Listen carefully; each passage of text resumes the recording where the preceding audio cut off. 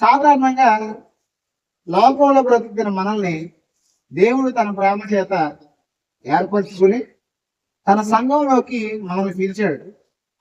నశించిపోతున్న మనల్ని వెదకి రక్షించాడు. అంతేనా? మనం వెతుక్కున్న దేవుడు ఎవరైనా ఎదుర్కొంటూ వచ్చామా? ఏదో సందర్భాల్లో కొంతమందికి శ్రమల ద్వారాను, కొంతమందికి రోగాల ద్వారాను, కొంతమందికి అప్పుల ద్వారాను, సమస్యల ద్వారాను ఎలాగో దేవుడు ద్వారాలు చూపించి, లేదా దేవుడు కొన్ని పరిస్థితులను చూపించి ఆయన దగ్గరికి ఆకర్షించిన తర్వాత ఆయన ఏంటో మనకు తెలియజేశాడు. తెలియజేసిన తర్వాత మనం ఏం చేసామంటే ఆయన అంగీకరించాడు. అవునా? నేనైతే నిజమైన దేవుడు ఎవరు అనే అన్వేషణలో యేసు ప్రభుని ఆయన దర్శనం ద్వారానే కనుగొన్నాను. అంటే నేను ఆయన్ని వెతకలేదు, ఆయనే నన్ను వెతుక్కుంటా వచ్చాడు.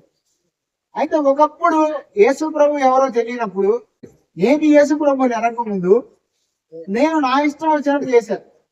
ఇప్పుడు అంతే కదా, నాకేది చేయాలనిపిస్తే అది చేశాను. నాకంటూ ఒక లా లేదు, నాకంటూ ఒక నియమాలు లేవు, నాకంటూ ఒక నిబంధన లేదు, నా ఇష్టం. కానీ యేసు ప్రభుని అంగీకరించిన తర్వాత కూడా నా ఇష్టం అనే సెన్స్ మనలో ఉండకూడదు. ఎందుకో చెప్పా? ఇప్పుడు మీకు విషయం చెప్తానండి. దేనికది? ఫోన్. ఈ ఫోను నా దగ్గర రాకముందు ఎక్కడ ఉంది? షాప్ లో ఉంది. నా దగ్గర నేను కొనక ముందు షాప్ లో ఉంటే నా ఇష్టం నెరవేరుద్దా, షాప్ ఇష్టం నెరవేరుద్దా? ఆడు కావాలంటే మనకు అమ్ముతాడు, లేదంటే వాడే వాడుకోవచ్చు, లేదా పనులు కొట్టుకోవచ్చు, ఆడి ఇష్టం. అంటే వాడి దగ్గర ఉంది కాబట్టి, వాడి సొత్తు కాబట్టి ఎవరి ఇష్టం చేసుకుంటాడు? వాడి ఇష్టం చేసుకుంటాడు. ఇప్పుడు నేను కొన్న తర్వాత వాడి దగ్గర నుంచి వాడు వచ్చి నా ఇష్టం నేను చేస్తాను కుదిరిద్దా? ఎందుకని? ఇది నేను కొన్నాను, ఇది ఎవరి సొత్తు? నా సొత్తు. ఇప్పుడు మనందరం ఎవరు అంటే, మనము మన చిత్తం జరిగించుకోవడానికి మన సొత్తు కాదు, మనము విలువ పెట్టి కొనబడిన వారు. అందుకే మనం ఏది చేసినా దేంతో చేయాలి తెలుసా? దేవుడి చిత్తంతో చేయాలి. దేంతో చేయాలి? అందుకే వాక్యం ఏం చెప్తుందో చూడండి. మనం ఎవరు? 1 కొరింథీ రాసిన పత్రిక 6వ అధ్యాయం 19వ వచనం.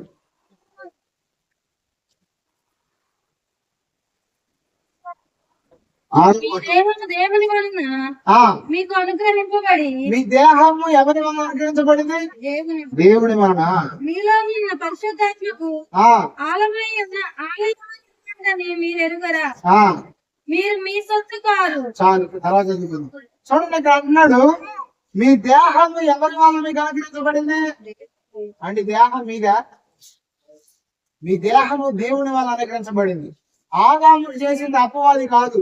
ఆదామును చేసింది ఎవరంటే ప్రభు అయిన యేసుక్రీస్తు వారు. ఆదామును చేసి ఆదాముకు జీవాన్ని ఇచ్చి ఆదామును స్వతంత్రుడిగా చేసి లోకాన్ని పరిపాలించడానికి సర్వాధికారాలు మానవుడికి ఇచ్చాడు. అందుకే కీర్తనాకారుడు ఏమంటాడు తెలుసా? నువ్వు మనిషిని జ్ఞాపకం చేసుకోవడానికి వాడు ఏ పాటి వాడు? నువ్వు దేవుడికి అన్నవాడు కొంచెం తక్కువగా చేసి ఉన్నావు. భూమి మీద సమస్తం మీద వాడికి ఏమి ఇచ్చావంట? అధికారం ఇచ్చావు. అంటే నీ చేతి పనులన్నిటి మీద నాకు అధికారం ఇచ్చావు అంటాడు. చూడండి, జలచరాల మీద మనకు అధికారం ఉందా? ఉందా లేదా? లేదా? యాపకోలు ఇప్పుడు మీరు చేపను పట్టుకున్నానికి వెళ్ళి నన్ను ఎందుకు పట్టుకున్నావు అని అడిగింది. అని ఇప్పుడు మనకు అధికారం ఉంది. చెట్ల మీద నీకు అధికారం ఉందా? ఉంది. చెట్ల మీద నీకు అధికారం లేకపోతే గవర్నమెంట్ వాడు కొన్ని మార్కులు వేస్తూ ఉంటారు. ఆ మార్కులు వేసినప్పుడు ఏమైందంటే ఈ చెట్టు నరకకూడదు అంటారు. ఎందుకంటే ఆ అధికారము గవర్నమెంట్ వాడికి ఉంది. కానీ సృష్టిలో ఉన్న ప్రతి దాని మీద మనకి దేవుడు అధికారాన్ని ఇచ్చాడు. అయితే ఈ అధికారాన్ని మానవుడు ఏం చేశాడంటే కోల్పోయాడు. ఆదాము దేవుడు సమస్తాన్ని ఇచ్చినప్పుడు ఆదాము ఎప్పుడైతే అపవాది మాట అన్నాడో అపవాదికి దాసుడయ్యాడు. హల్లెలూయా. అపవాదికి దాసుడయ్యి తన అధికారాన్ని మొత్తం కోల్పోయాడు. అయితే యేసు ప్రభు ఏం చేశాడు తెలుసా? తన రక్తము ద్వారా నిన్ను నన్ను విమోచించి ఆయన సొత్తుగా మార్చుకున్నాడు.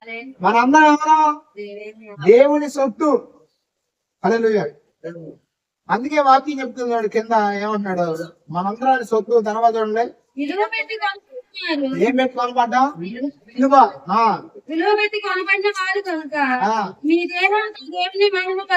మీరు ఎందుకు దేవుని మహిమపరచాలంటే విలువ పెట్టి కొనబడ్డారు. మీరు ఉచితంగా కొనబడాల. మీకు విషయం చెప్పనా? మీ జీవితం మీకు విలువైనదిగా, మీ జీవితం మీకు విలువైనది కాకపోవచ్చు. మీ జీవితంలో మీరు విలువ లేని వ్యక్తిని మీరు అనుకోవచ్చు. కొంతమంది మనుషులు అయితే మనల్ని కులాలుగా విభజించారు. ఇప్పుడు నిన్ను కోసిన ఏమొస్తుంది, నన్ను కోసిన ఏమొస్తుంది, అలాగా కొంతమంది కులాలుగా విభజించారు. మాకు ఉన్నతమైన కులం అన్నారు, మేము నాయకులం అన్నారు, మేమే అధిపతులం అన్నారు, మీరు మా కింద బానిసలుగా బతకాలన్నారు. ఇది మనుషులు చేసింది, ఇది మనుషుల నియమాలు. అయితే ఎన్నో దైవ నియమాలుగా వీటిని బోధించి ఈనాడు కొన్ని తెగల వారు ఏం చేస్తున్నారో తెలుసా, కొంతమందిని అంటరాని తనంతో అంటగట్టారు. ఇది సమాజం, ఇది ధర్మము అని బోధించే కొంతమంది యొక్క మనస్తత్వం. అయితే నీ దేవుడు నీకు ఇచ్చిన అధికారం ఏంటో తెలుసా, నువ్వు విలువైన వ్యక్తివి. మీకు విషయం చెప్పనా, ప్రపంచంలో బంగారం అంతా పోగు చేసి ఒక పక్కన పెట్టినా, నిన్ను ఒక పక్కన పెట్టినా, దేవుడు దేన్ని కోరుకుంటాడు తెలుసా, నిన్నే కోరుకుంటాడు. ఎందుకంటే నువ్వు ఆయన ప్రాణానికన్నా విలువైన. చూడండి, అక్కడ దేవుడు స్పష్టంగా చెప్తున్నాడు, నువ్వు నా దృష్టికి విలువైన వ్యక్తివి. దేవుడి దృష్టికి మనం చాలా విలువైన వ్యక్తులం కాబట్టి దేవుడు ఏం కోరుకుంటాడు తెలుసా, నువ్వు నేను నరకాగ్ని ఉండడానికి పోకూడదు అనుకుంటున్నాడు. అందుకే ఆయన ఏం చేస్తాడు తెలుసా, లోకంలో ఒకప్పుడు అపవాద అధికారం కింద, శాపము కింద, పాపము కింద బానిసలుగా ఉన్న మనల్ని విడిపించి ఏం చేశాడు తెలుసా, ఈ రోజు ఆయన కుమారుడితో సమానత్వంగా చేశాడు. ఈ రోజు కొంతమంది ఎక్కువ కులాలను చెప్పుకునే వారు ఏం చేస్తారు తెలుసా, కుల వ్యవస్థతో కులం యొక్క అంటూ రోగంతో వాళ్ళు ఉండి మీది ఆ కులం మీది ఈ కులం. మీకు అర్థం కాదు చెబుతున్నాను. ఒకసారి పని చేయడానికి ఒక ఊర్లో, చాలా దూరం ఊర్లో పనికి వెళ్ళాం. నేనేమో ట్రాక్టర్ మీద కూర్చున్నా. ముస్లింస్ అబ్బాయి ఒక అబ్బాయి ఉన్నాడు. అంటే కులాన్ని మతాన్ని విమర్శించడానికి ఎవరు, కొంతమంది మనుషులు ఎట్లా ఉంటారు చెబుతున్నారు. ముస్లింస్ అబ్బాయి అంటే ఏం చేశాడంటే, మంచం మీద పడుకున్నాడు. అంటే అది ఇల్లు కడుతున్నారు, కట్టే చోట మంచం ఉంటే మంచం మీద పడుకున్నాడు. మిగతా వాళ్ళందరూ కింద పడుకున్నారు, ఇలా పడుకున్నారు. సంథింగ్ పడుకుంటే ఆ ఇంటికి సంబంధించిన వ్యక్తి వచ్చి, నీదే కులమరా, నీదే ఏమిరా, ఏ వర్గం రా అని మాట్లాడి మంచం మీద కూర్చున్న వాళ్ళకి ఎన్నో మాట్లాడినాడు. ఇప్పుడు ఎందుకంటే అంటరానితనం, కుల వివక్ష సమాజంలో భయంకరంగా ఉంది. విషయం చెప్పనా, ఇది దైవ నియమాలు బోధించబడిన ఒకనాడు. ఈ రోజు అంటే అంబేద్కర్ గారు రాజ్యాంగం రాసిన తర్వాత సమాన వారసత్వం వచ్చింది, కానీ ఒకప్పుడు మాత్రం భయంకరమైన వివక్ష చూపించారు. మళ్ళీ అది చాలా గొప్పది, అసలు ప్రపంచంలో మన ధర్మాలు గొప్ప లేవంటారు. అయితే యేసు ప్రభు నీకు నాకు ఎంత విలువనిచ్చాడు తెలుసా, ఆయనతో సమానంగా కూర్చోబెడతాడంట. ఎక్కడ కూర్చోబెడతాడు, ఆయన సింహాసనం ఉంది పరలోకంలో, సింహాసనం పక్కన నీకు సింహాసనం మీద కూర్చోబెడతాడంట. అది ఆయన నీకు ఇచ్చిన విలువ. హల్లెలూయా. అందుకే క్రీస్తునందు మనం ఎవరో తెలుసా, ఏ భేదము లేదు, ఏ కులము లేదు, ఏ వర్గము లేదు, అందరం కూడా సమానం. హల్లెలూయా. చూడండి, మనల్ని దేవుడు ఏం చేశాడంటే, ఈ మనుషులు అంటరానివారుగా చూసినా, ఈ మనుషులు మనపై వివక్ష చూపినా, దేవుడు తనతో సమానంగా చూశాడు మనల్ని. అసలు యేసు ప్రభు నుంచి కోరుకోవడం ఏంటంటే, నువ్వు నేను ఆయనతో సమానమైన వ్యక్తులుగా మార్చబడాలని కోరుకుంటున్నాడు. కానీ ఈ రోజు మనం ఏం చేస్తున్నాం అంటే గుర్తుపట్టట్లా. ఈ రోజు మనం ఏం చేస్తున్నాం, వాక్యాన్ని జ్ఞాపకం చేసుకోవట్లా, మన ఇష్టం వచ్చినట్టు ఇంకా ప్రవర్తిస్తున్నాం.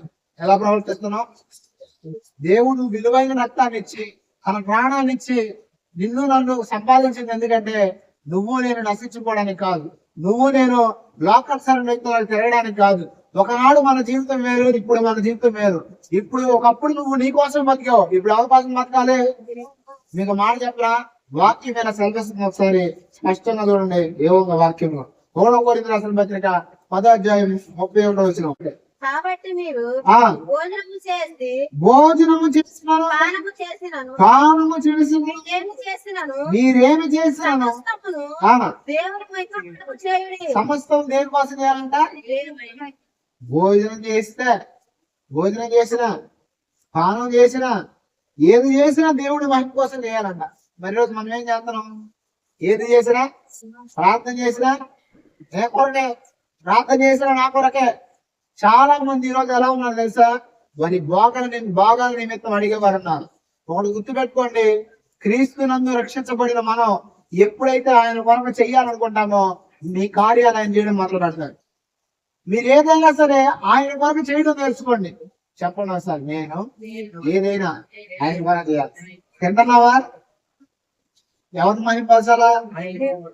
దానియేలు జీవితం చూడండి, ఆహారం కలగకుండా దానియేలు వాళ్ళ ఈ రోజు ఇంకో విషయం దౌర్భాగ్యకరం ఏం చెప్పనా, ఒక చీర ఇస్తున్నారనుకో వేరే చోట, ప్రాంతానికి వెళ్తారా చీరకు వెళ్తారా? ప్రాంతానికి వెళ్దామని వంద చీర కోసం దొరికింది, సిగ్గు లేదు, చీరలు దొరకట్లా మనకి. నేను మిమ్మల్ని కాదు, క్రిస్మస్ సందర్భాల్లో కొన్ని చోట్ల రాజకీయ నాయకులు వేసి పంచుతూ ఉంటారు, కొట్టుకుంటారు చీరల కోసం. చీరలు కట్టించారు మా వాళ్ళు ఆడవాళ్ళు, రాష్ట్రాలు కూడా కొంతమంది ఉన్నారు, అరే 100 మంది ఇచ్చి బట్టలు పెడుతున్నారంట, వీడు వంకాయ బట్టలు ఎక్కడ కావాలి? నన్ను అన్నాడు ఒకడు వరద బాధితులు ఇచ్చారు, వరద వచ్చింది కదా, ఎవరైనా అంటే స్పాన్సర్ చేస్తున్నారంట, ఒక బియ్యం కట్ట 4 రోజులు సరిపడా సరుకులు ఇస్తున్నారంట. సరుకులు ఇస్తుంటే నీ పేరు కూడా చెప్పేసి ఏదో ఒక లంకాన్ని రాసి నీకు కూడా ఏమొచ్చేస్తాయి, ఏమవుతాయి?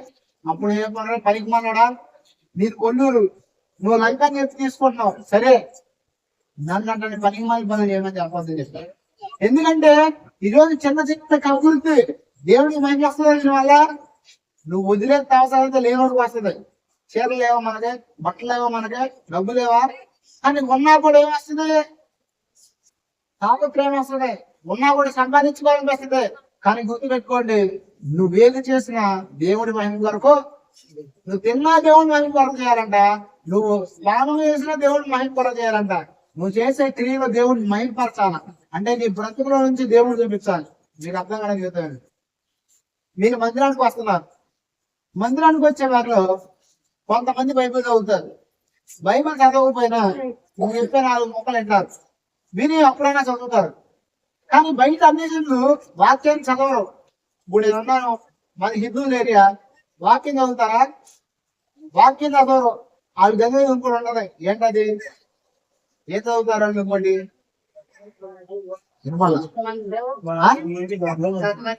భగవద్గీత చదువుతారా? ఏం చదువుతారు చెప్పండి? మన జీవితాన్ని చదువుతారు. భగవద్గీత ఎవరు చదవరు. ఇప్పుడు మనం క్రైస్తవులు మన బైబిల్ ఉంటాయి, హిందువులలో ఏముంటావు.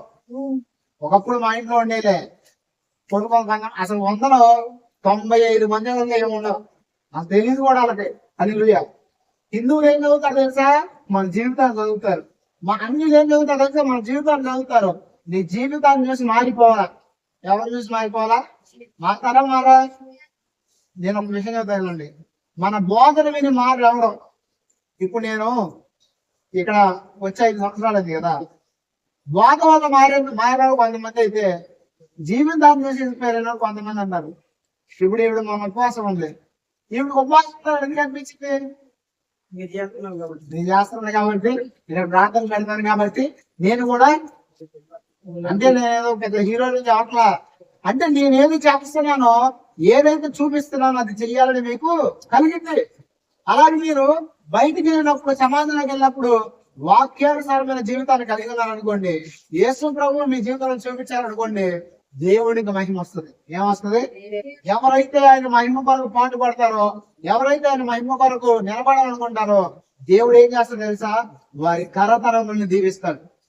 అన్న పాలు విడిచిన తర్వాత సమూయేల్ని దేవుడి మధ్యలో విడిచిపెడితే సమూయేలు ఆడవలేదా? సమూయేలు ఆడవలేదా? చిన్న పిల్లాన్ని మధ్యలో వదిలేస్తే, ఇప్పుడు పిల్లలు ఉన్నారు, ఊరు వెళ్తేనే తప్పుకోలేదు, అట్లాంటి సంవత్సరాలకు ఒకసారి వచ్చేదంట అంగీ కుట్టించి. ఆ టైంలో ఎమ్మడబడి అంటాడన్నారు సమూయేలు, అంటాడా? ఆడబడ్డాను వాక్యం ఉందా? అలా అమ్మ అలా ఎందుకన్నా చెప్పనా? సమూయేలు తన తల్లి దేవుడి కొరకు పెంచింది. ఎవరి కొరకు పెంచింది? మీరు వాడి చెప్పనా? మా అమ్మ ఎన్ని విషయాలు ఎలా ఉన్నా సరే దేవుడి విషయాలు వచ్చేసరికి నాకు 100% సపోర్ట్ చేసింది. మా అమ్మ ఇంటి వరకు ఎట్లుంటే చెప్పనా, నేను ఒక పూట తినపోతే మామూలుగా 10 రోజులు తినపోతే ఎట్లా ఫీల్ అవుతారంటే ఫీల్ అయ్యేది. ఎప్పుడు చూసినా ఏదో ఒకటి పెడతానే ఉండేది, గంట కోసం తింటానే ఉండేవాడు. అట్లాంటి మా అమ్మ ఈ రోజు 4 రోజులు ఉపవాసం ఉన్నా సైలెంట్ గా ఎందుకు ఉంది? ఇటువరకు అసలు నేను ఉపవాసాలు ఉండేవాడు కదా, ఎందుకంటే మా అమ్మ తట్టుకోలేదు. కానీ దేవుడు అనే మా పదానికి వచ్చేసరికి, ఆత్మీయత అనే పదానికి వచ్చేసరికి మా అమ్మ ఏం చేసి తెలుసా? నేను ఉంటాను, ఉండు దేవుడు సాయం చేస్తానని చెప్పి. అంటే ఎందుకు చెప్తున్నానంటే, మన పిల్లల్ని పెంచడానికైనా, మన జీవితాన్ని కట్టుకోవడానికైనా దేవుడికి వారు కట్టుకోవాలి. అప్పుడు ఏమైతే తెలుసా? సమూయేలు దేశానికి ఆశీర్వదకరంగా మారాడు.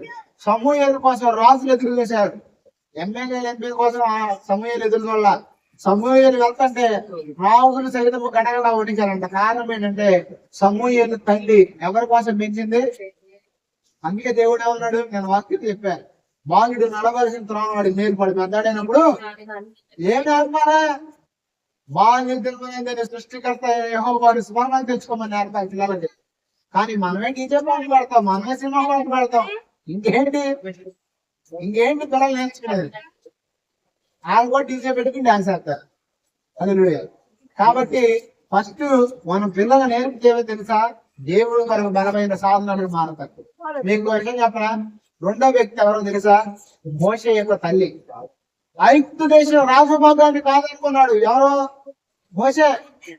రాజు అనబట్టి ఎంత గొప్పదే. రాజు అయితే ఏమైనా చేసుకోవచ్చు, ఎంతమందినే చేసుకోవచ్చు, ఎంతైనా తినవచ్చు, ఎంతైనా సొంతభోగాలు అనిపించవచ్చు. పనిచేసేవాళ్ళు కొందరు, పొగిడేవాళ్ళు కొంతమంది, అట్లా చాలా మంది ఉన్నారు. అయినా అవన్నీ విడిచిపెట్టాడు ఎవరో, మోషే. కారణం ఏంటి తెలుసా, తన తల్లి పాలు ఇచ్చేటప్పుడు నుంచి పెంచింది ఏమో తెలుసా, అరే నీ బతుకు నీ కోసం కాదురా, ఎవరి కోసం, అజ్ఞానంలో అంధకాలంలో బానిసత్వంలో కూలికిపోతున్న ఈ ప్రజల్ని విడిపించడానికి, చీకటిలో ఉన్న ఈ ప్రజల్ని విమోచించడానికి దేవుడు నిన్ను పుట్టించాడు రా. నీ జన్మ మామూలు జన్మ కాదు, నీ జన్మ ఏంటో తెలుసా, అనేకులను చీకటిలో నుంచి వెలుగులో నడిపించడం మోషేకి నేర్పించింది. మరి మీరు మీ పిల్లలకి ఏం నేర్పుతున్నారు, నువ్వు పనికిమాలనివే, నువ్వు పనికిరావే, నీ బతికిందని, నువ్వు ఇంతేనే, నువ్వు అంతే అని. ఇదే థామస్ అల్వా ఎడిసన్ తెలుసు మీ అందరికి. థామస్ అల్వా ఎడిసన్ ఎక్కడికి వెళ్ళినా సరే ఫెయిలే. చిన్నప్పుడు స్కూల్లో ఒక లెటర్ రాసి పంపించారంట ఆ అమ్మకి. ఏమన్నా తెలుసా, నీ కొడుకు అట్లా చవట్లేదు అర్థమైన ప్రపంచం మేము చూడాల, వేస్ట్ గడియాడు, దేనికి బతికినాడు, ఎక్కడ చదువు చేయడం మా వాళ్ళకి అన్నారు. అంటే థామస్ అల్వా ఎడిసన్ అడిగాడు అమ్మ ఏమన్నా అంటే, అప్పుడు నీ అంత గొప్ప వ్యక్తికి జ్ఞానవంతుడికి వీళ్ళు చెప్పలేరంటాయా, కాబట్టి వేరే స్కూల్లో జాయిన్ చేయమని చెప్పారు అని చెప్పింది. తన తల్లి దైవభక్తులు పెంచింది. థామస్ అల్వా ఎడిసన్ చెప్పిన విషయం ఏంటి తెలుసా, నేను బతుకుని వెలిగిస్తే బైబిల్ నా జీవితాన్ని వెలిగించిందని చెప్పాడు. కారణం ఏంటంటే తన తల్లి మార్గదర్శకుడిగా చేసింది. ఆ మార్గం ఏంటో తెలుసా, వాక్యం. ఏంటది, వాక్యం అనే మార్గంలో నడిపించింది. ఈరోజు మీరు మీ పిల్లలు దేనికోసం తీసుకున్నారు, ఐఏఎస్ ఐపీఎస్ కలెక్టర్ చేపించడం మంచిదే, కానీ అంతకన్నా ముఖ్యంగా మీరు చేయాల్సిన పని తెలుసా, దైవ భక్తులు పెంచండి. దేంట్లో మీరు కనుక దైవ భక్తులు మీ పిల్లల్ని పెంచితే, దేవుడు కూడా మీ పిల్లల్ని పెంచితే ఏం జరుగుతుందో తెలుసా, వారి దేశానికి తరతరం మనకి ఆశీర్వాదకరంగా ఉంటారు. థామస్ అల్వా ఎడిసన్ ఇప్పుడు ఉన్నాడా లేడా, ఉన్నాడా, చెప్పబోయాడా? ఇప్పుడు మనం ఆయన గురించి చెప్పుకోవట్లేదా, స్టూడెంట్స్ పుస్తకాలు ఉంటాయి.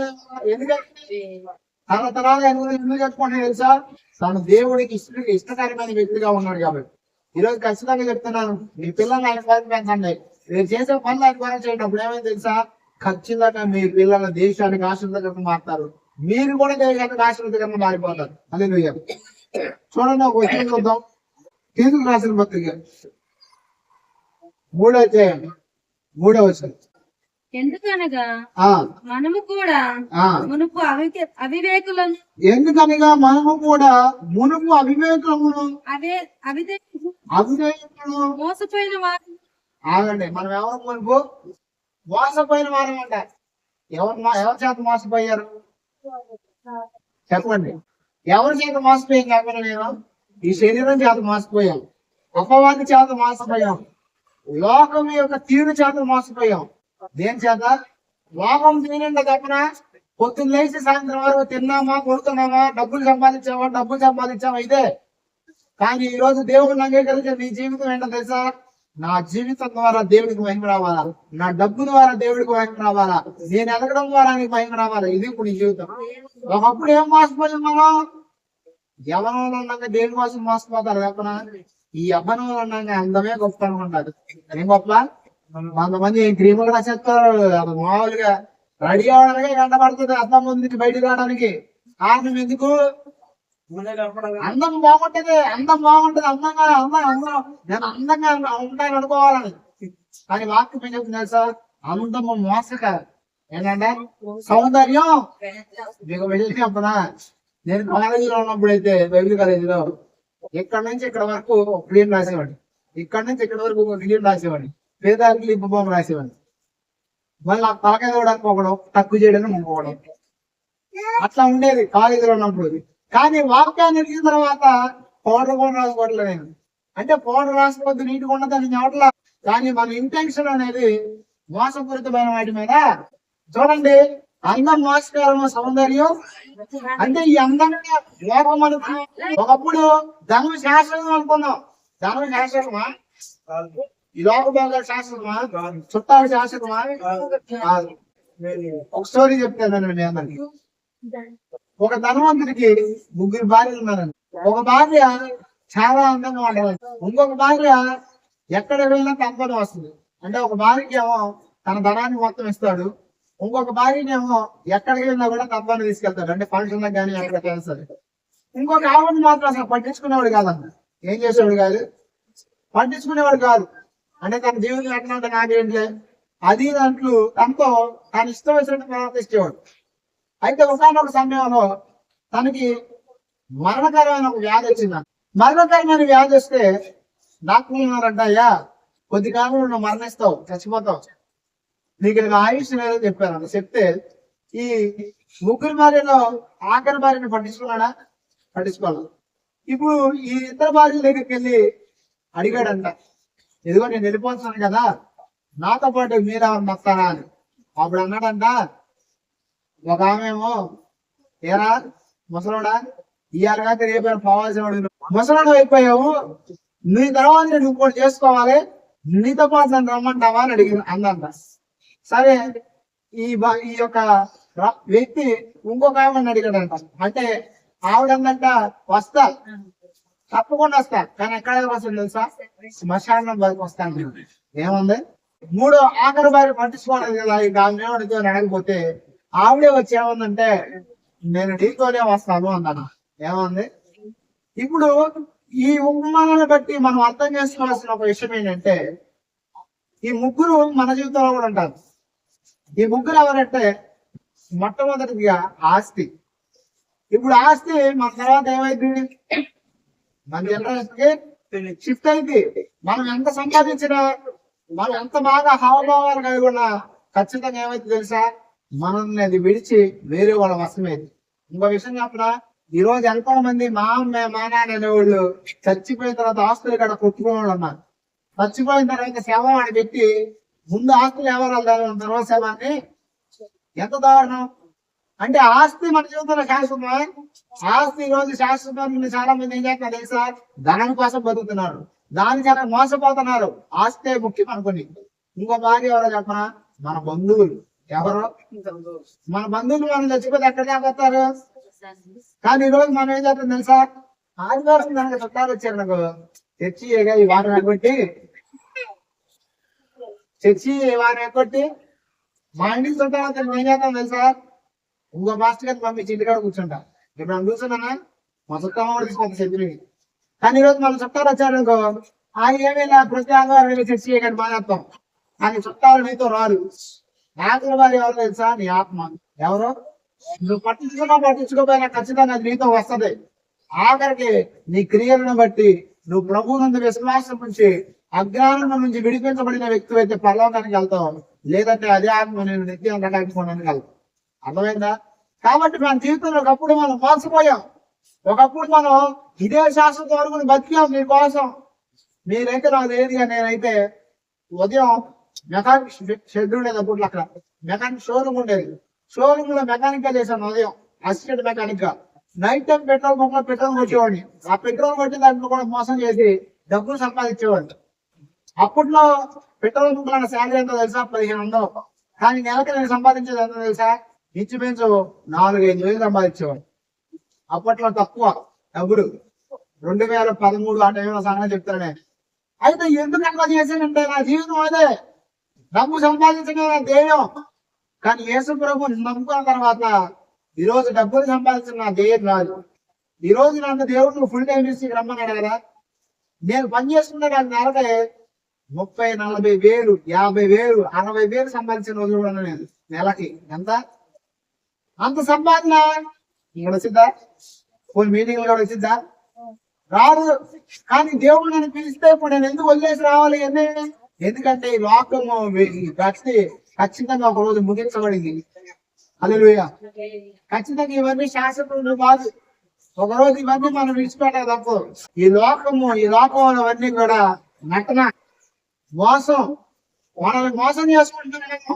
ఈ లోకం, డబ్బు ఇవన్నీ శాశ్వతం అనుకుంటే ఖచ్చితంగా గుర్తుపెట్టుకోండి. ఎవరైతే డబ్బు వెనకాల, మోసకరమైన లోకం వెనకాల, అందం వెనకాల పరిగెత్తుకుంటున్నారో దేవుడు ఏం చేస్తాడు తెలుసా? దేవుడు కోసం విడిచిపెట్టిన వాటిని దేవుడు అనుగ్రహిస్తాడు. మీరు చూస్తా ఉన్నాను. నేను చెప్తున్నాను, స్టిల్ ఈ రోజు నేను వేటినైతే విడిచిపెట్టానో, ఏ ధనాన్ని అయితే విడిచిపెట్టానో అదే ధనం కొన్ని వందల మందికి ఇచ్చే స్థితికి దేవుడు నన్ను తీసుకెళ్తాడు. గుర్తుపెట్టుకోండి మాట. రానున్న దినంలో దేవుడు నాకు చెప్పిన మాట ఖచ్చితంగా జరిగింది. ఎందుకో చెప్పనా? ఈ రోజు నేను సంపాదించాలని పరిగెత్తాను. దేవుడు నాకు ఇచ్చాడు, నా సామర్థ్యాన్ని పెంచాడు, అనేకులకు పరీక్షవాడు చేశాడు. అయితే వాటిని విడిచి రానప్పుడు విడిచి వస్తే ఏమైందో తెలుసా? దేవుడి కొరకు దేన్ని విడిచానో మరలా తిరిగి దేవుడు దాన్ని నాకు అనుగ్రహిస్తాడు. నేను చేసిన కొంచెం అయింది, ఆయన ఇచ్చేది. ఒక గుడ్డోడంట ఒకసారి కిరాణా కొట్టులోకి వెళ్తే పప్పు పెట్టమన్నాడంట. ఏం పెట్టమన్నాడు? పప్పు పెట్టమని తీసుకోవాలన్నాడు అంట. నేను తీసుకుంటే పెట్టాను బాగున్నాడు. ఎందుకని? ఇప్పుడు ఆ పిల్లను మా బొడ్డను తీసుకోవాలి కదా అనుకో, ఆడి ఉప్పులు తింటుంది. అదే నేను ఉప్పుల్లో తీసి పెడితే తింటుంది. అది నేను చేసిన కొంచెం అయింది, కానీ దేవుడు చేస్తే ఎంత తెలుసా? విస్తారం లేదు. ఎందుకు చెప్తున్నానంటే మనం మోసపోయాం. ఒకప్పుడు ఏం మోసపోయాం? ఈ లోకం శాశ్వతం అనుకున్నాం, ఈ ధనం శాశ్వతం అనుకున్నాం, సంస్థ శాశ్వతం అనుకున్నాం. లోకస్తులు అందుకే ఒక సామెత పెట్టుకున్నారు. ఏంటి తెలుసా? ధనం మూల విధం జగత్. అంటే ధనం మూల విధం జగత్ అంటే ఏంటి? ధనమే సమస్తం, ధనమే అన్ని సాధించింది, ధనమే అన్ని చేసిందని. కానీ ధనం వల్ల ఏది కాదు. ఒకవేళ మీరు ఎవరైనా ఈ మోసంలో ఉంటే బయటికి రండి. ఎందుకో చెప్పనా? శాశ్వతమైనది నిత్య జీవం ఒకటే. ఈ లోకంలో నేను పెద్ద బిల్డింగ్ కట్టుకున్నా, మీరు 4 అంతస్తుల బిల్డింగ్ కట్టుకున్నా, ఒక రోజు వస్తుంది. ఆ రోజు ఏమైతే తెలుసా? దేవుని భయంకరమైన అగ్ని వచ్చి ఈ లోకం అందరినీ కాల్చి వేస్తుంది. ఈ లోకంలో ఉన్నవి కూలిపోతాయి, ఈ లోకంలో కాలిపోతాయి. ఈ లోకంలో ఏమి శాశ్వతంగా ఉన్నాం. కాబట్టి మనం మోసంగా ఉన్నాం, బయటికి రావాలా. ఒకవేళ బయటకు వస్తే ఇప్పుడు ఏం చేయాలి తెలుసా? వాక్యం మోసపోయిన వారును నానా విధమైన దురాశలకు మోసములకు దాసులమై ఉంటే ఏం చేసాం మనం ఇదివరకు? దురాశలుగా కాదా? ఇప్పుడు మీరు పనికి వెళ్తున్నారు అనుకోండి, సపోజ్ పనికాడ మిగిలిన తెచ్చుకోవచ్చా? అడగకుండా తెచ్చుకోవచ్చా? పచ్చిమిరకాయలు కూడా వెనక వెళ్తున్నారు, సైలెంట్ గా మనం నొక్కేయచ్చా? నొక్కేయచ్చా? అడిగి తెచ్చుకుంటే వేరే విషయం. కొంతమంది అంటారు పనులకి వెళ్ళే చోట మామిడికాయ చెట్టు కనబడితే మామిడికాయ అవుట్, జాన్ చెట్టు కనబడి జాన్ చెట్టుకి అవుట్. మీరు అడిగితే వేరే విషయం, అడగకుండా దాన్ని కూడా దురాశ అంటారు. నేను కాంగా నా తెచ్చిన దురాశ. ఒక విధంగా అట్లా ఈ ఒక్క విషయం కాదు, ఇంకా చాలా విషయాల్లో ఉన్నాం. అయితే ఇప్పుడు దురాశను విడిచిపెట్టే వారికి ఉండాలి. ఎలా ఉండాలి?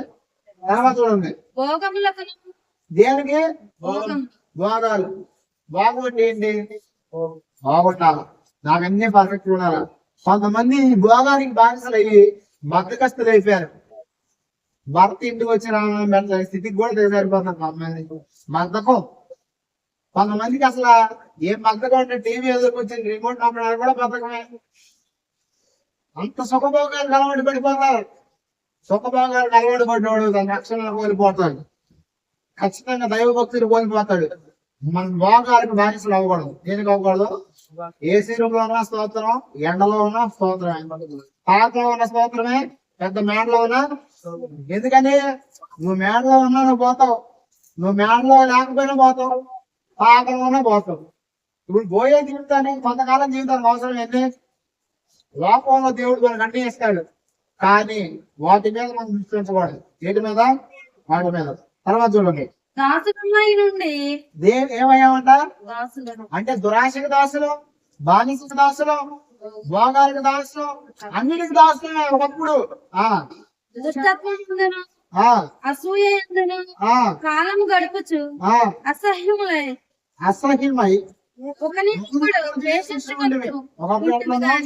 అసూయ, వేషం, పక్కోడు బాగుంటే వారసం, పక్కోడు అనుకోని గుళ్ళో చేస్తుంది, అన్ని అంతే. కానీ ఇప్పుడు మనం దాని నుంచి విడిపించబడ్డాం. ఎందుకంటే యేసు రక్తం మనల్ని పవిత్రులుగా చేసింది. తర్వాత చూడండి. మన రక్షకుడైన ఆ దేవుని యొక్క దయయు ఆ మానవుల ఎడల ఆ ఆయనకున్న ప్రేమయు ఆ ప్రత్యక్షమైనప్పుడు ఇప్పుడు చూడండి, మనల్ని వాటి నుంచి విడిపించింది ఏంటి? దేవుని ప్రేమ, దేవుని దయ. మనము నీతిని అనుసరించి ఆ చేసిన క్రియ మూలము కాక ఆగండి, మనం రక్షణ పొందడానికి మనం చేసిన క్రియలు ఏమైనా ఉపయోగపడియా? ఏంటి మనం చేసిన క్రియలు? ఒకప్పుడు దుర్మార్గత, అత్యాస, దురాశ, సుఖభోగాల మీద వాంఛ కలిగి ఉండడం, దేవుడిని ఎరగక లోకమే శాస్త్రతను మోసపోవడం, అవి మనం చేసాం. వీటి వల్ల మనం రక్షణ పొందలే. చర్చికి రావడం వల్ల కాదు మనం రక్షణ పొందింది. దేని వల్ల తెలుసా? దేవుడి ప్రేమ చేత దయచేతని. తర్వాత తన కనికరం చొప్పునని ఆ పునర్జన్మ సంబంధమైన మొదటిది దేవుడి కనికరం. చెప్పండి, నేను రక్షించబడ్డానికి కారణం, నేను బాగుపడ్డానికి కారణం మొట్టమొదటిగా దేవుడి కనికరం. రెండవది పునర్జన్మ స్థానం, అంటే బాప్తిసం.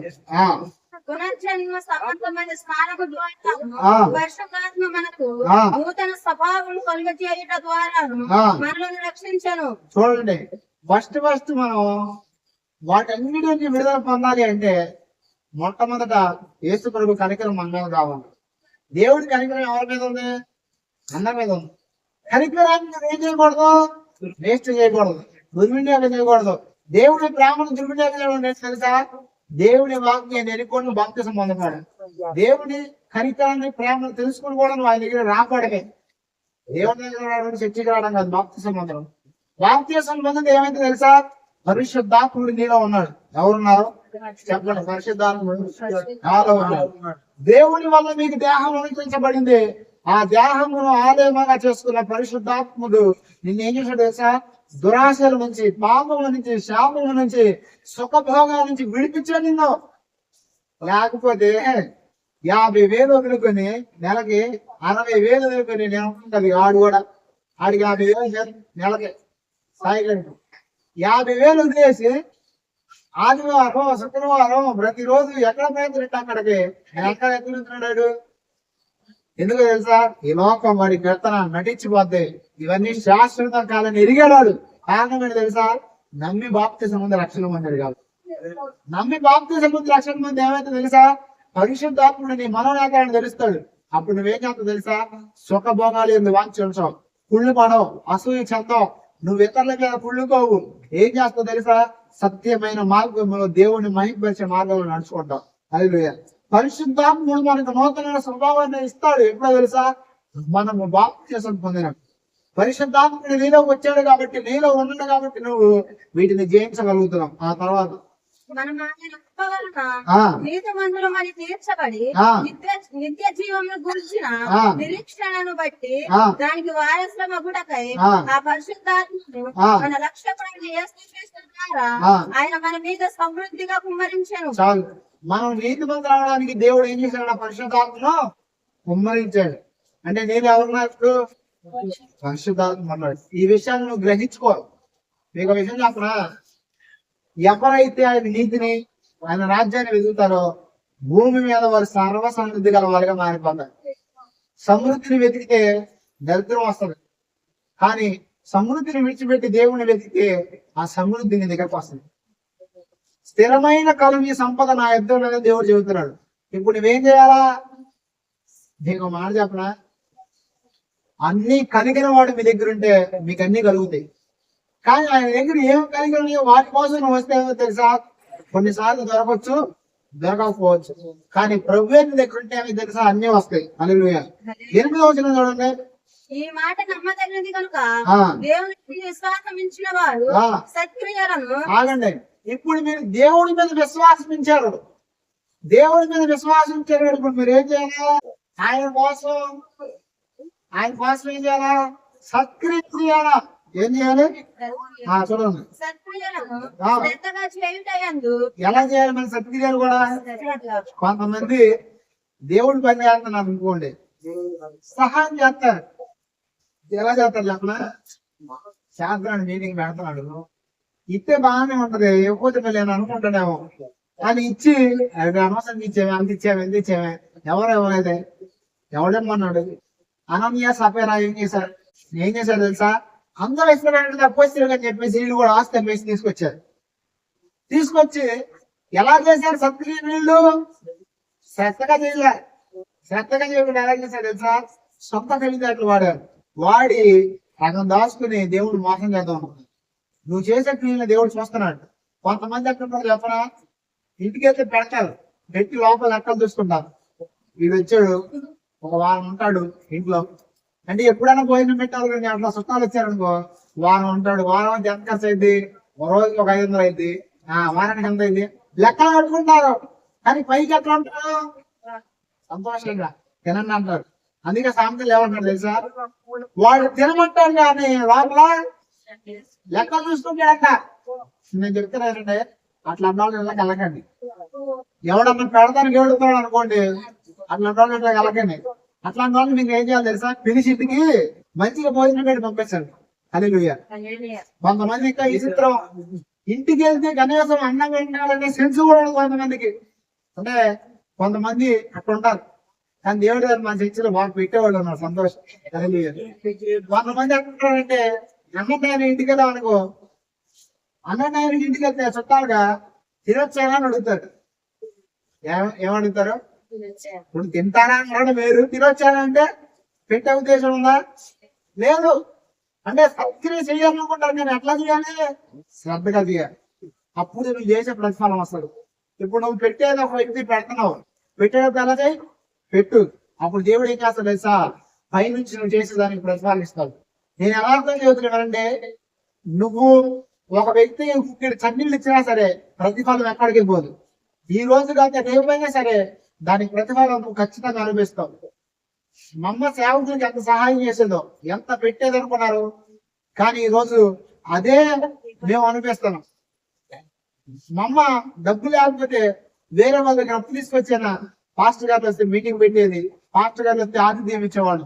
అంటే మా ఇంట్లోనే ఏ సేవకులు వచ్చినా సరే గొప్ప గొప్ప సేవకులు అందరూ వచ్చి ఈ ఇల్లు దీవించబడిన కాక మంచి ఇల్లు అయిపోని కాక దీవించేవాడు. ఈ రోజు దేవుడు మంచి ఇల్లు ఇచ్చాడు. హల్లెలూయా. ఎందుకు చెప్తున్నానంటే, నువ్వు పెట్టేది నువ్వు చేసేది ఖచ్చితంగా అసలు ప్రతిఫలం. సేవకులకు మాత్రమే కాదు, నిరాశ్రయులు ఎవరో చూడట్లేదు అనుకోండి, అట్లాంటి వ్యక్తులు కనుక వచ్చారంటే మీ ఇంటికి, మీరేం చేయొచ్చు? కుల మతాలు చూడకండి, వర్గాల భేదాలు చూడకండి, ఆశ్రయిస్తే మిమ్మల్ని పెట్టండి ఒక ముద్ద. అప్పుడు ఏమైంది తెలుసా? దేవుడు ప్రతిఫలాన్ని ఇస్తాడు మీకు. అందుకే మత సేవకులు ఏమంటాడు తెలుసా? నేను ఆకలి వంటికి మీరు నాకు ఆహారం ఎట్లా, వస్త్రహీనునిగా ఉన్నా మీరు నాకు వస్త్రాలు ఎవరా, నేను దిగంబరిగా ఉన్నా ఆయన పట్టించుకోకుండా పోయారు, నేను తప్పుగా ఉన్నా మీరు నాకు దాహం ఇవ్వలేదు అంటాడు. అప్పుడు అంటారు, నువ్వెప్పుడు వచ్చావా మా ఇంటికి, నువ్వు వస్తే మామూలుగా పంచపక్షంగా వండి పెట్టేవాళ్ళం కదా అంటారు. అప్పుడు యేసుప్రభువు అంటాడు, మీరు ఎవరైతే అక్కడితో కొని ఉన్నారో మిక్కుని అల్పులని ఈ సహోదరులు ఎవరైతే చేస్తారో వాళ్ళు నాకు చేసినట్టే, ఎవరైతే అక్కడ కొన్ని వారిని ఎదురున్నప్పుడు చేయరో మీరు నాకు చేయనట్టే. ఇప్పుడు ఏమన్నా నేను మీ ఇంటికి వచ్చినప్పుడు మంచి గుండి పెట్టారు, ఎవరో మీ ఇంటికి వచ్చారు, వాళ్ళు సరే పట్టించుకోవాలి, అడుక్కునేవాడు వచ్చాడు, వారం బయటికి అన్నారు. అప్పుడు దేవుడు ఏం చేస్తాను తెలుసా? రాసేస్తాను అక్కడ, మీరు పెట్టట్లేదు. కానీ మీరు ఇచ్చారనుకోండి, మీ దగ్గర కొంచెం పెట్టండి, అప్పు చేసి పెట్టవసరలా. అయినా కూడా దేవుడు ఏం చేస్తా తెలుసా? మీకు వచ్చాను దీవించి అనేకులకు పెట్టేవాడిగా చేస్తారు. అదే మీరేం ప్రార్థన చేయాలి తెలుసా? అయ్యా అనేకులకు పెట్టేవాడికి నుంచి ఏం చేయాలి? దేవుడు ప్రకృతి ఒక నియమాన్ని పెట్టాడు. ఆ నియమం ఏంటో తెలుసా? ఇచ్చేవాడికి ఇవ్వబడింది. ఒకసారి అప్పుడు ఇచ్చేవాడికి ఇవ్వబడింది, పెట్టేవాడికి ఇవ్వబడింది. మీరు ఇవ్వడం వల్ల పెట్టడం, పెట్టడం వల్ల వెంటనే ఏమో తెలుసా? పెట్టేవాడికి మారిపోతారు. మీరు ఒక బావిలాగా మారిపోతారు. ఎలా మారుతారు? ఎంతమంది అలా అవ్వాలంటున్నారు చెప్పండి? నేను బావి. బావి అంటే అందరూ పడిపోయి దాంట్లో లోకి వెళ్ళిపోవాలనా? బావి అంటే అది కాదు. బావి అంటే ఏంటి తెలుసా? తూమే కొద్దిగా వస్తానే ఉంటది, నువ్వు పెట్టే కొద్దిగా నీకు అయిపోదు. ఏమవుదు? ఏ 5 రొట్టెలు 2 చిన్న చేపలు దీవించినట్లు ఏం చేస్తా తెలుసా? పెట్టే చేయని ఎప్పుడు దీవిస్తున్నాడు. ఈ పెట్టేలో కట్టి పెట్టాలి, సరుకోవద్దు, గుణుకోవద్దు, శ్రద్ధగా చేయండి. ఎలా చేయండి? అందుకే ఇక్కడ ఎట్లా ఉంటే, ఒకప్పుడు మనం అలా ఉన్నాం కాబట్టి శ్రద్ధగా చేయాలి. అలా చేయడం వల్ల తెలుసా? దేవుడికి మహిమ వస్తుంది. ఏమొస్తుంది? ఆ తర్వాత చూడండి, శ్రద్ధగా చేయండి, మీ సంగతులను గురించి దృఢముగా చెప్పుచుండవలెనని కోరుచున్నాను. చాలు, దృఢముగా చెప్పాలి. మనము చక్కగా దేవుడు మహిమపరుస్తూ ఉండాలి. మన భోగాల నిమిత్తం ఇట్లాంటివి చేయకూడదు. కానీ కొంతమంది ఎంత చెప్పిన ఫిలిప్పీయులకు రాసిన పత్రిక 3:19 నాశనమే వారి అంతము, వారి కడుపే వారి దేవుడు. ఎవరి దేవుడు చెప్పండి? వారి కడుపే దేవుడు. అంటే కొంతమంది తింటమే కట్టడంతో కట్టడానికి రాదు చెయ్యి తినమను, ఎందుకంటే వాళ్ళ కడిపే వాళ్ళ దేవుడు. ఖచ్చితంగా దేవుడిని ఎరిగిన మీరు అలా ఉండకండి, సత్క్రియలు చేయండి. మీరు విడిపించబడ్డారు, దేవుడు కొరకు బతకండి, లోకం కోసం కాదు. అర్థమైందా? మీ పిల్లల్ని దేవుడి కోసం పెంచండి, మీరు దేవుడి కొరకు ఉండండి. ఇంకో విషయం చెప్పా, అడగండి లోపల ఏమన్నా తెలుసా?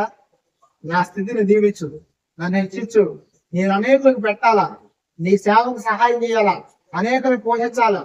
నా గోల్ అయితే చెప్పా, భవిష్యత్తులో తండ్రి లేని పిల్లల్ని, దిక్కు లేని పిల్లల్ని చేర్చుకోవాలి. అది నా గోల్.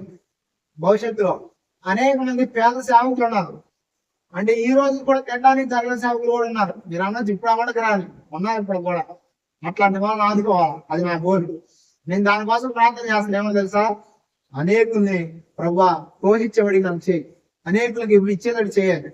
మీరు నమ్మకండి, నా దగ్గర ఉన్నా లేకపోయినా పక్కన కలిగి నా దగ్గరకు వస్తే నా దగ్గర ఉన్నదాంట్లో నేను ఇస్తాను. ఒకసారి ఒక చోట ప్రాంతానికి వెళ్ళాను, 500 కానికి ఇచ్చారు. ఎంత ఇచ్చారు? మా ఇంట్లో మోటార్ చెడిపోయింది, ఎండాకాలం అది. నాకు 300 కావాలి. అప్పుడు డబ్బులు లేవు అసలు. సరేలే 500 వచ్చినాయి కదా, మోటార్ బాగా చెప్పుకుందాం అనుకుంటే వెంపడే మనసులో పరిశుద్ధాత్మను ప్రేరేపిస్తున్నాడు. ఏంటి తెలుసా? కంగారు పడికి, నీకు కాదు, ఎవరికి తన సేవకుడు తీసుకెళ్ళి మాట. మీరేం చేస్తారు? మీ దగ్గర లేవు డబ్బులు, మీకు 500 వచ్చినాయి. ఇప్పుడు 500 నేను ఇచ్చామంటే ఏం చేస్తాను? మీరేం చేస్తారో తెలియదు. నేనైతే ప్రభా నీ ఇష్టం, నువ్వు ఇచ్చావు అని చెప్పేసి మా అమ్మకి చెప్పా, అవి వాడకు, పక్కన పెట్టు, అవి వేరే సేవకుడికి ఇవ్వాలని చెప్తే సరే అమ్మ. తెల్లారి తీసుకెళ్లి పాస్టర్ గారికి ఇస్తే కన్నీళ్ళు కాల్చి ఆయన ప్రార్థన చేశాడు. ప్రార్థన చేసాయా దీవించడానికి వెళ్ళని ప్రార్థన చేశాడు. తర్వాత పక్కకు వచ్చే తర్వాత ఒక ఆవిడ ఏమన్నదంటే, 500 కానీ అంటే ఇలా ప్రార్థన కావాల్సి వచ్చింది అన్నాను. ఏమైంది మా అమ్మ, ఎందుకు పాస్టర్లు అంటున్నాం అంటే, వాళ్ళు ప్రార్థన పెట్టుకున్నారంట, భోజనాలు పెడదాం అనుకున్నారంట. దానికి వాళ్ళ దగ్గర ప్రార్థన పెట్టుకోవడానికి డబ్బులు ఉన్నాయి కానీ భోజనానికి 500 దగ్గరే అన్న. ఎంత దగ్గరే? ఇప్పుడు దేవుడు నాకు ఏం చెప్పాడు? రాత్రి ఇచ్చిరా అన్నాడు. అంటే దేవుడు నేను ఇవ్వకపోతే ఎవడో ఒక ద్వారా వస్తాడు, కానీ ప్రతిఫలం నాకు ఇవ్వడానికి దేవుడు ఏం చేస్తాడు తెలుసా? నా ద్వారా ఇప్పించాడు. తర్వాత దేవుడు కొరపాడు తెలుసా? ఎంత మూడ ఊరుకున్నాం మేము. హల్లెలూయా. అంటే ఎందుకు చెప్తానండి ఈ విషయం? దేవుడు నీకు చెప్తాడు, అప్పుడు ఏం చేయాలి? నువ్వు స్వార్థం చూపించకూడదు. నువ్వు ఇస్తే ఏమని తెలుసా? అధికమైన ఇస్తాను. ఏం చేస్తాడు? అందుకే దేవుడు అన్నాడు, ఈ 3 అప్పుడు మీకు ఇవ్వబడదు. ఎలా ఇవ్వబడదు తెలుసా? నువ్వు ఒక పళ్ళతో కొలిస్తే అణిచి కుదిర్చి దిగజారినంతగా దేవుడు మీకు ఇస్తాడంట. అది ఒక్క సేవకుల విషయంలో కాదు, దశంభాగాల విషయంలో కాదు, సమస్త విషయంలో మీరు ఇచ్చేవారిగా నమ్మకంగా ఉండండి, పెట్టేవారికి మారండి, ఇతరులకు సహాయం చేసేవారు మారండి. అప్పుడు ఏమైంది తెలుసా? దేవుడు మీ ప్రతి ఇబ్బందిలో, ప్రతి ఇరుకులో మీతో ఉండే సమస్త విషయాలను మిమ్మల్ని దీవిస్తాడు. లేదా అట్లాంటి వాళ్ళని దేవుడు ఏం చేస్తాడంటే తరతరాలకి దీవెన వరకు మార్చేస్తాడు.